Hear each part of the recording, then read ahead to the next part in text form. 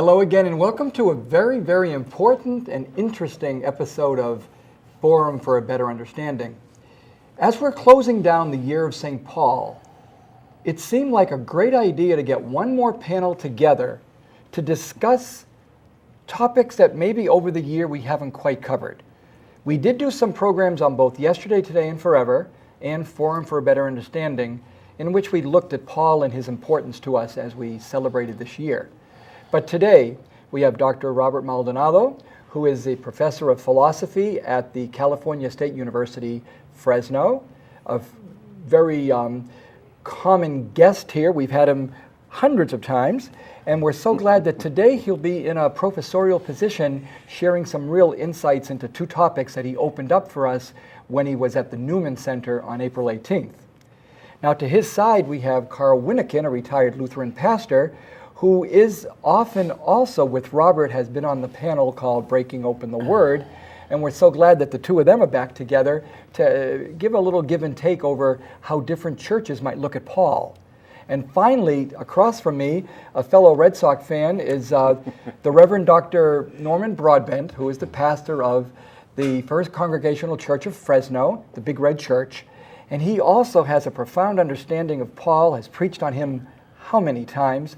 So we're going to have the three of these wonderful guests give us 2 weeks now of insights into why Paul is still, after 2,000 years, definitely worth the read. Robert, would you start by just telling us why it was that you enjoyed coming here today again? Karl and Norman, why we're here today? Well, I'm really grateful to be here. I really look with fondness back on the many times I was on the shows. I'm really interested in Paul, and I really am grateful for the opportunity to take a look at Paul. Certainly Paul is a controversial figure, and many of the topics people are quite familiar with that Paul is controversial about, but one of the ones that's less controversial, or less known, is the one I wanted to sort of explore together today, which has to do with Paul and identity, I guess, and individual identity and salvation. Karl, what brought you here today? You did. I know, but besides... No, I enjoy being here too. I came to learn from Bob mostly, I think, because I understand from what you told me, he has some great insights that thank you. I'm That's totally aware of. It's going to be great to have some real give and take here, I think. Sure. Norman, why did Paul interest you especially? Well, in our initial conversation about setting up this particular forum, the idea of having somebody who comes in out of the mainline Protestant tradition, where perhaps we don't have the same kind of focus as some of the more sacramental traditions do toward Paul. Yeah. Nonetheless, Paul is a very viable voice for us to pay attention to and to wrestle with. And so I'm here just to add that kind of a perspective to the proceedings. Thanks very, very much. Robert, it's no easy task to summarize what was a whole hour's lecture at the Newman Center a couple months ago, but any part of it that you'd like to begin with, crack open something so that we can all sort of respond. Well, basically starting in 1963, there was a seminal article by Christer Stendahl, who became the Bishop of Lund, is it? Lutheran bishop, taught for a very long time at Harvard, and he published a very interesting article called Paul and the Introspective Conscience of the West, and that sort of was a seed that lay for a while in the dirt, and then in the late 70s and into the 80s and 90s really blossomed. E.P. Sanders published a work called Paul in Palestinian Judaism, and just reopened a question about exactly what Paul might have been doing relative to Judaism. Prior to this, Paul has often been pitted against Judaism, so Paul against Judaism and conversion. And with what's now called the new perspective, the concern has been to look at Paul located as much within the context of first century Judaism as a voice there. And so if you kind of try to ask the question, how does Paul sort of shift in this newer perspective on Paul that emerges in the late 20th century? You have to go pretty much all the way back to Martin Luther to see how 16th century European thought sort of transformed, because one of the things that happened in the 16th century was a new understanding of the individual and a more focused attention to the individual, and a shift to a sort of internal focus, which is where guilt comes in. And certainly Luther is very influential in a very kind of organic way, because Luther was very much a product of his time, so that the time of this rising individualism is affecting Luther's readings as are his own genius. And then, of course, Luther read Paul very individualistically, having to do with a guilty conscience and assuaging a guilty conscience. And the new perspective has sort of tried to shift away from an introspective conscience, which seems fairly foreign to our understanding of first century life and what Paul is mostly about. Paul does not emphasize forgiveness that much. Paul does not ever encourage his non-Christian Jewish brothers to seek Christ as some sort of solution to their inability to keep the law. If anything, Paul seems to have what's known as a fairly robust conscience. He was not particularly looking at himself in any failed way. And so then the question becomes, what did he understand justification by faith to be? And the answer doesn't seem to be located primarily with individual salvation as with groups and God. And so the primary question being, how is Judaism in relationship to God? How are Gentiles in relationship to God? And for Paul, the primary answer to both of those questions is by faith, but it's as groups. Paul holds out that individual Gentiles can be saved apart from anything if they do what is right, and individual Jews will not necessarily make it simply by virtue of their place in the community. So when Paul talks about individual salvation, he tends to focus on what you do, good or not good, and what that will get you. And when he talks about justification by faith, he tends to focus on how are Jews in relationship to God, how are Gentiles in relationship to God. You know, I was there that day, April 18th, when you had an hour to develop that. To see it in a few minutes, the nutshell, just the capsulization. What a great pulling it back to the main points that you raised. And it makes more important to me even now how wonderfully blessed we were when you came and unpacked all of that. Now, Karl, as an observer to what was just shared, Luther's name came up. Is there a way that you want to help us understand from your own formation as a Lutheran pastor, your understanding of Luther and Paul, and what it is that would be resonating with what Robert has, or maybe a different experience, a different form of Lutheranism, or what? Well, of course, I was brought up in the totally immersed in and this is still very common among Lutherans. I think most Protestants even include your tradition and your Episcopal tradition too, just to a great extent, that redemption, rescue by God is by grace. And of course, I don't think what we're saying now is against that, but it just expands on it, as Bob is saying, and I'm personally comfortable with that. That perhaps the focus became unduly much on the individual soul salvation at the time of Luther, although there's a history before that Luther picks up on, and that's the Augustinian controversy with Pelagius. And Augustine, one way I've had of looking at it, won the battle but lost the war in the Middle Ages, finally, and Luther maybe was, and Lutheranism, Protestantism was a kind of a corrective again to that. So I think we need to keep that in mind, the history of theology in that regard. But I agree totally that you can overdo this individualistic kind of thing at the expense of the collective, which I think when you look back at the New Testament, that's the biggie.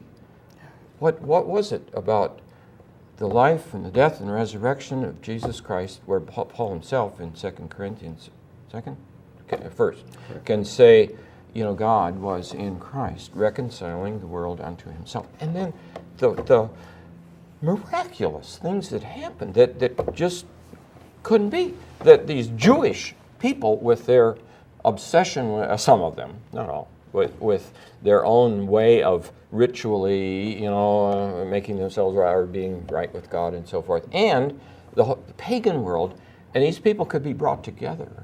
Wow. And of course, when you read the New Testament again and again and again, there's conflict over this, but Paul's right in the center of this to work through that.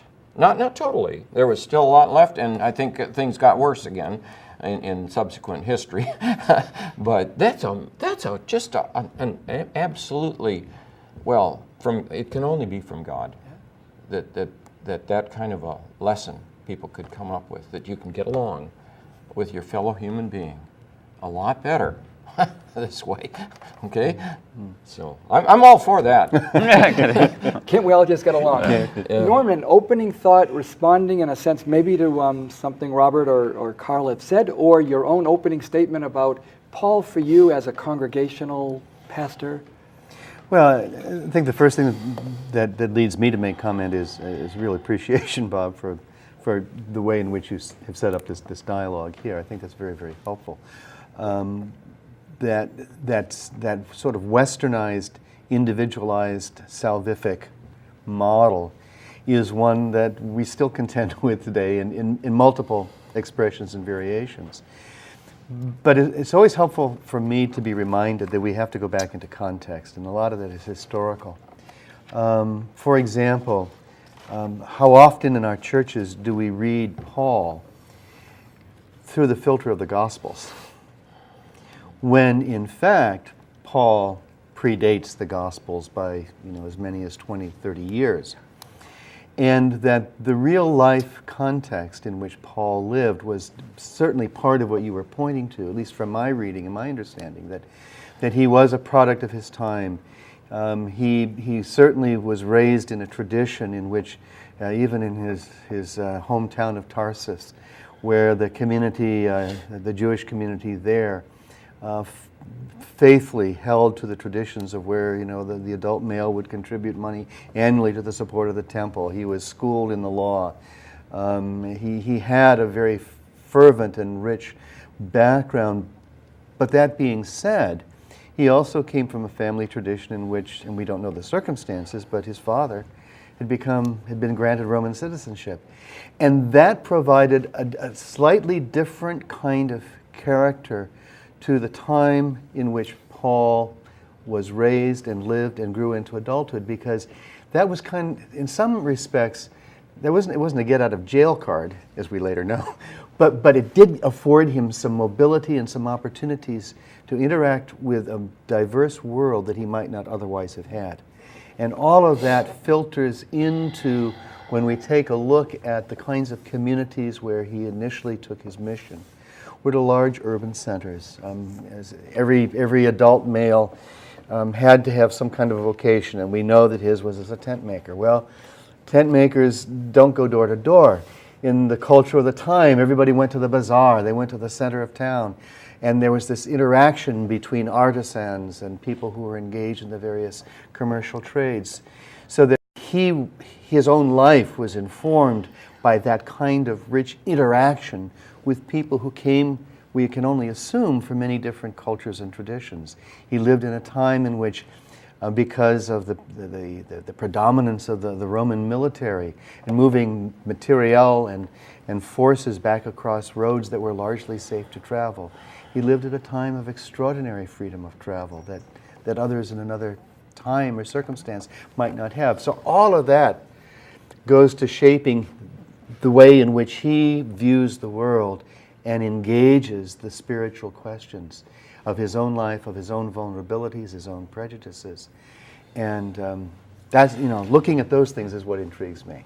We have to take a break right now, but we'll be back to look at some of those very issues that the three have shared already. So don't go anywhere. Stay tuned. In 1 minute, we're back. KNXT thanks all its loyal viewers and respected businesses who have supported your Catholic television station. Now you can support KNXT with program underwriting by having your name, your company's name, or organization associated with your favorite program. Detailed information about you or your company will appear before and after each program or day part you select. Keep the quality and spiritual message alive and make a difference. Call 559-488-7440 today or go online at knxt.tv to find out more about program underwriting on KNXT. Welcome back to what is turning out to be for me a dream program.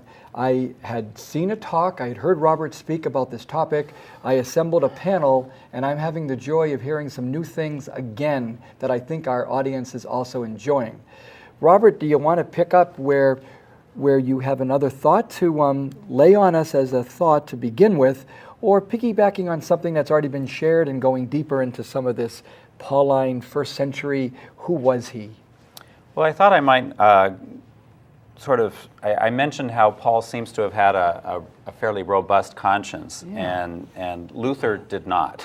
Luther apparently had a fairly guilty conscience, and lived much of his, once he became religious, lived much of his initial religious life trying to fix his guilty conscience. Nothing he could do could make him feel better. And one day he had a kind of aha experience where he was reading Galatians, I believe, and the righteous will live by faith. And it was kind of an aha experience for him, apparently, where he just, I don't have to do anything. It's by faith and by grace. And what then Luther did was he read Galatians in the light of his own experience, in the light of what he saw going on in the Roman Catholic Church at the time. And so he read the opponents of Paul in Galatia, who he saw as these very narrow-minded, legalistic people, as sort of markers of Judaism of the time, which is kind of sadly ironic because they were actually Christians and not non-Christian Jews that Paul was arguing with there. And then that sort of is what sets up the dichotomy between Paul as the exponent of sort of salvation by faith for individual guilt and Judaism as a law-driven, hypocritical, narrow-minded kind of religion. And that basically shaped much of the subsequent centuries of interpreting Paul and much of the New Testament, actually. And so what the new perspective tries to do is tries to get away from that, because it's very ahistorical. It does not appreciate the context that Norman was so eloquently speaking just a few minutes ago about. And so the issue then is not individual guilt and individual identity, but how is a person to be oriented toward God? And traditionally, of course, the Torah in Judaism was one of the markers for inclusion, and so the controversy that Paul's wrestling with in Galatia is how do Gentiles, non-Jews, come into the church?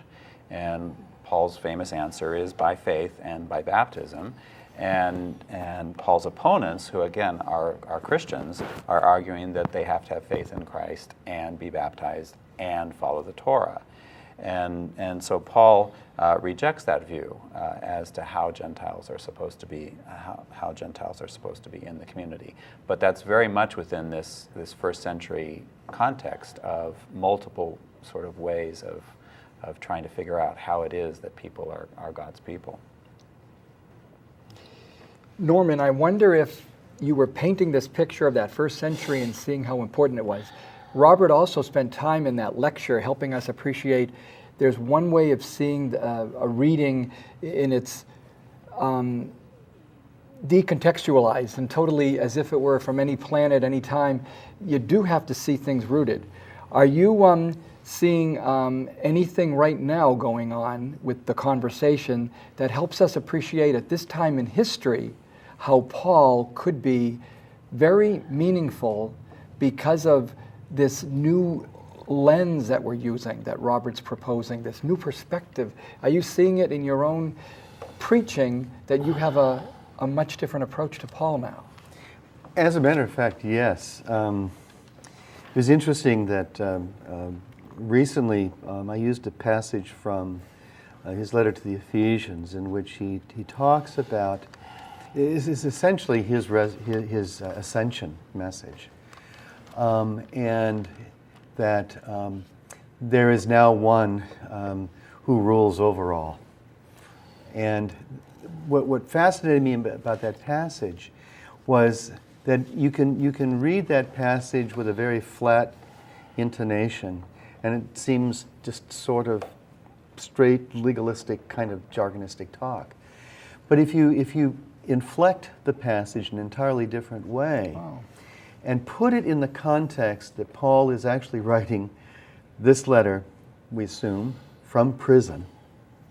He's living during the time when Nero is emperor, and where the great controversies have been as to who is God, because to say the name Caesar is also to say God.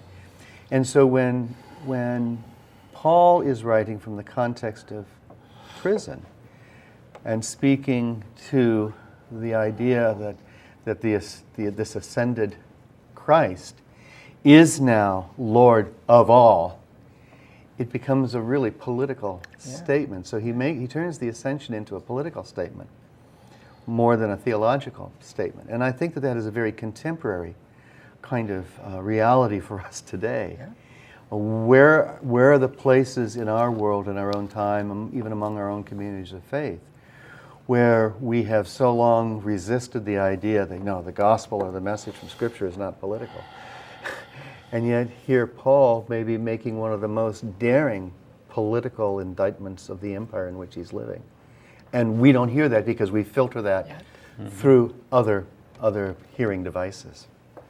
Yeah, I think it's going to be interesting in terms of, this controversy over Paul has really been an argument amongst Protestants largely.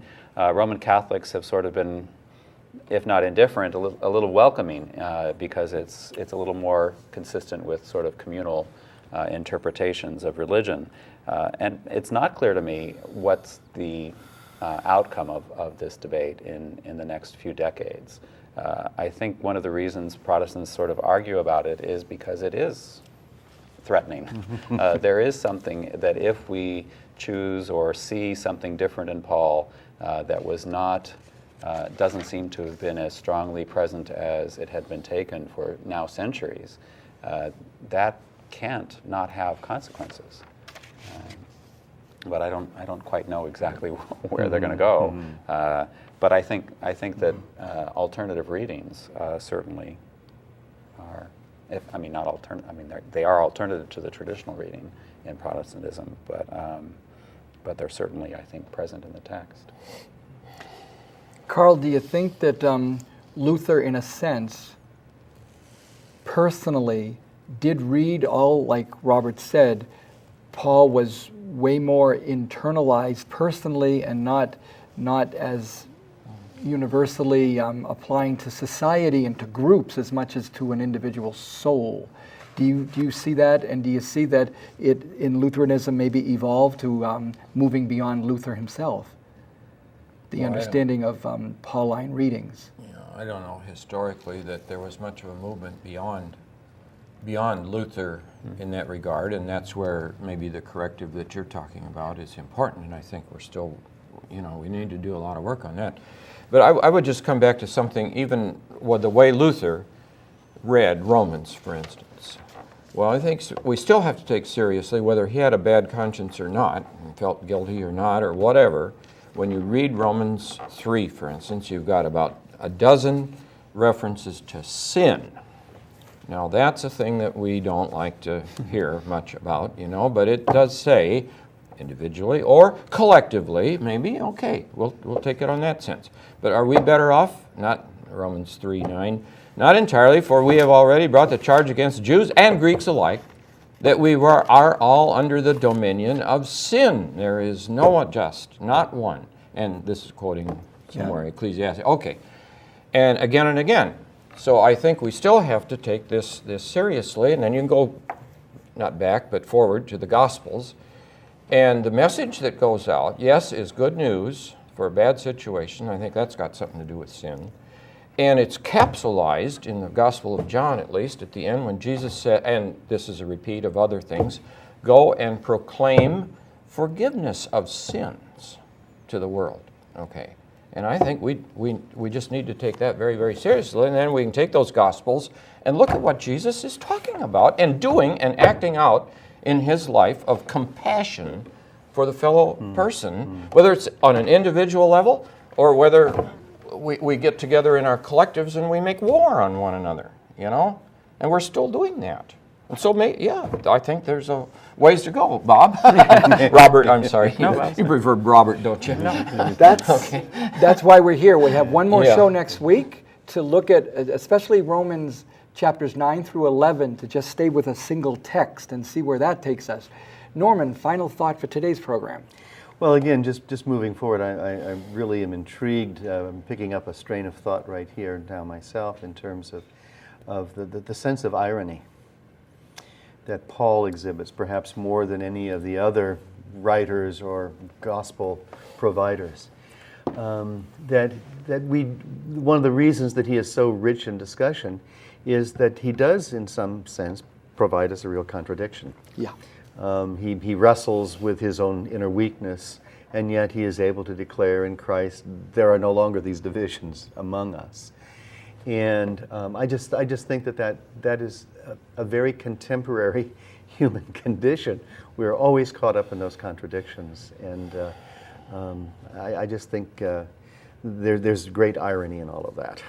Great. Robert, 30 seconds, final thought for today. Well, I guess I would close with, I think Luther did a brilliant reading. He was speaking to his context, and just as we're trying to struggle with our context of groups that are fighting and trying to understand who we are relative to the other people, he did the same sorts of things. And he saw in his text his world, and we see in the text our world. I want to thank our very enlightened and enlightening panel today. Dr. Robert Maldonado from California State University here in Fresno, Karl Wyneken, a retired Lutheran pastor, and the present pastor at First Congregational Church of Fresno, Norman Broadbent. Thank you for being here. Join us again next week. We'll have part 2 of this discussion then.